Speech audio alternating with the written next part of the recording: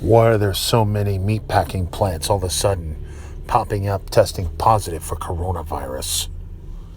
Another one recently came out.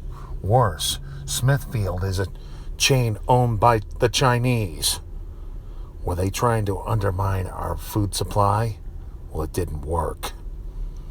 This is the latest in several meatpacking plants that have had to shut down because of why. Many of their workers are testing positive for coronavirus. This is not the first. It is definitely the latest. Tyson Foods has suspended operations. Why? Coronavirus. Is this becoming a plague or is this becoming a pattern? I would rather subscribe to the latter. It makes you wonder why all of these are being affected by coronavirus. What do they all have in common? Remember, coronavirus patients in the hospitals weren't actual coronavirus patients. What in the world is going on here?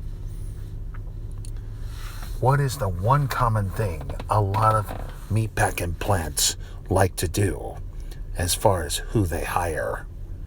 They don't just hire anybody. One group of people that, in other words, are not from this country, specifically illegals. They're cheap labor.